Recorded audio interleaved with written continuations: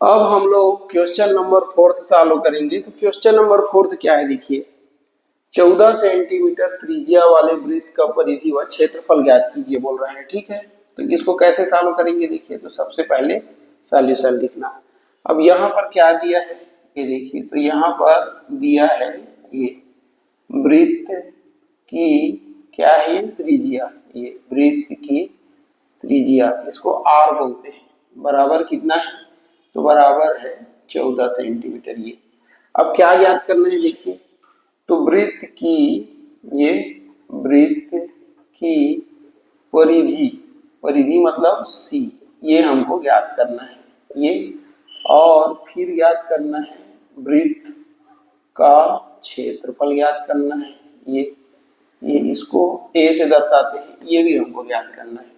तो चलिए ज्ञात करते हैं, तो लिखेंगे यहाँ सूत्र से, कहाँ से, सूत्र से। तो सूत्र से वृत्त की परिधि, ये सी सरकमफ्रेंस बराबर क्या होता है, तो 2 पाई आर, मतलब 2 गुणा पाई गुणा आर होता है। अब ये 2 का 2, इसका मान, तो इसका मान 22/7 होता है, और आर का मान, तो आर का मान दिया है, ये देखिए कितना दिया है, 14 सेंटीमीटर। ये अब कटा दो, इसको ऐसे कट रहा है ऊपर नीचे, 7 एकम 7, 7 दूनी 14, तो 2 बचा, 22 बचा, और क्या बचा, 2 सेंटीमीटर बचा। ये तो 22 दूनी 44 गुणा 2 सेंटीमीटर, ये तो 44 दूनी कितना हो जाएगा, 88 सेंटीमीटर। ये तो ये क्या है, तो ये है हमारा वृत्त की परिधि।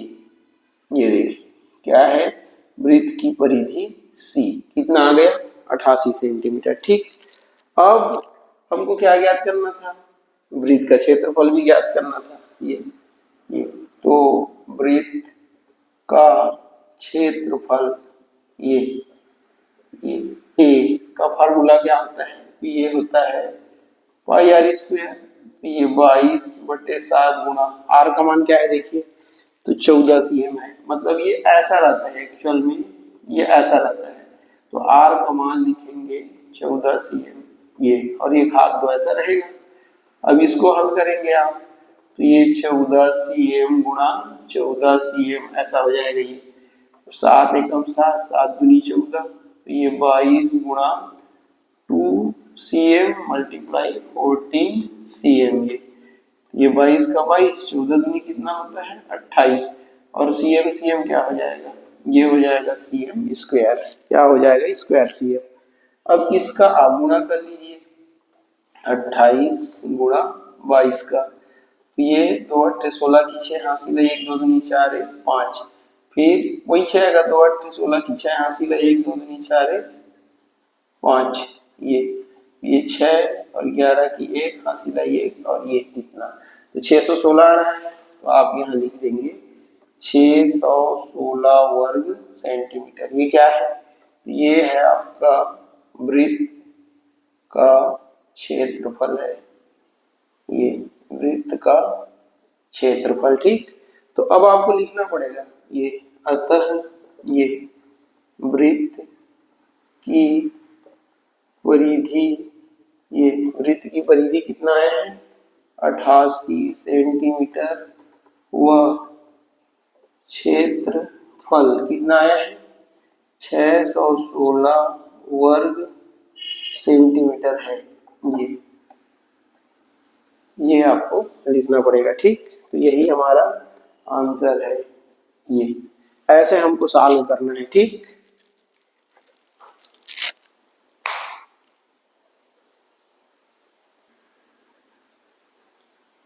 अब हम लोग क्वेश्चन नंबर 2 सॉल्व करेंगे। तो क्वेश्चन नंबर 2 क्या है, देखिए किसी वस्तु का क्रय मूल्य कितना है, 120 रुपए है, तथा विक्रय मूल्य कितना है, 150 रुपए है, तो उसे कितने प्रतिशत का लाभ हुआ बोल रहा है। ठीक, तो जो दिया है उसको लिखिए सबसे पहले। तो क्या दिया है, देखिए यहाँ पर, तो यहाँ पर दिया है, ये क्या दिया है, वस्तु का क्रय मूल्य, ये वस्तु का क्रय मूल्य, क्रय मूल्य मतलब जिस मूल्य पर हम किसी वस्तु को खरीदते हैं, तो दिया है वस्तु का क्रय मूल्य बराबर कितना है, 120 रुपए, ये ठीक। तथा विक्रय मूल्य भी दिया है, ये विक्रय मूल्य बराबर कितना है, 150 रुपए है, ये ठीक। तो यहां पर आप देखिए वस्तु का क्रय मूल्य, ठीक है, 120 रुपए है और विक्रय मूल्य 150 रुपए है। क्रय मूल्य मतलब कास्ट प्राइस, विक्रय मूल्य मतलब सेलिंग प्राइस, ठीक। तो यहाँ पर देखिए क्रय मूल्य क्या है, छोटा है, किससे, विक्रय मूल्य से। मतलब यहाँ पर देखिए जो विक्रय मूल्य है ये बड़ा है, किससे, क्रय मूल्य से। ये कहने का मतलब वस्तु को कम में खरीदी जा रही है और ज्यादा में बेची जा रही है, तो इस स्थिति में क्या होता है, लाभ होता है। तो अतः सूत्र से लिखेंगे आप, ये सूत्र से, ठीक है, अच्छे से लिख लीजिए। अतः ये सूत्र से ये क्या होगा, यहाँ पर लाभ होगा। तो लाभ ये बराबर क्या होता है, तो लाभ बराबर होता है विक्रय मूल्य ऋण होता है क्रय मूल्य, ये होता है। तो ये देखिए लाभ बराबर विक्रय मूल्य कितना है, 150 रुपए, और क्रय मूल्य कितना है, 120 रुपए। तो ये देखिए लाभ बराबर 150 में 120 घटेगा तो कितना आएगा, 30 रुपए आ जाएगा, ठीक।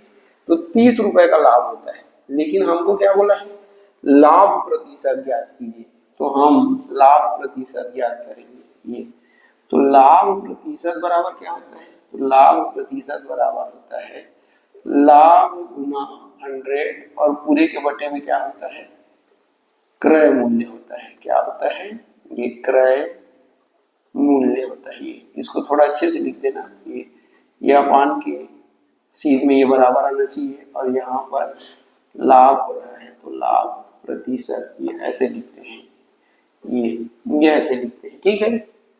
तो लाभ प्रतिशत बराबर, लाभ कितना हो रहा है देखिए, 30 रुपए का, तो यहाँ लिखेंगे 30 रुपए गुना 100 बटे क्रय मूल्य कितना है देखिए, तो क्रय मूल्य है 120 रुपए। ये तो ये लाभ प्रतिशत बराबर, एक शून्य से एक शून्य कैंसिल हो जाएगा, रुपए रुपए कैंसिल हो जाएगा, छूट जाएगा।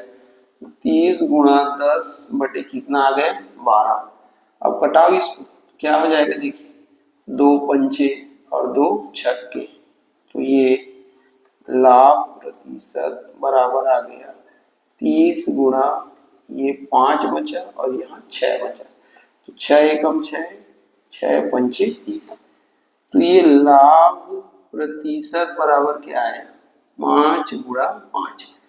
तो ये लाभ प्रतिशत बराबर, ये लाभ प्रतिशत बराबर कितना आ गया, 25। तो हम इसको लिख सकते हैं लाभ बराबर ये 25%, ये ठीक है। तो यही हमारा क्या हो जाएगा, आंसर हो जाएगा।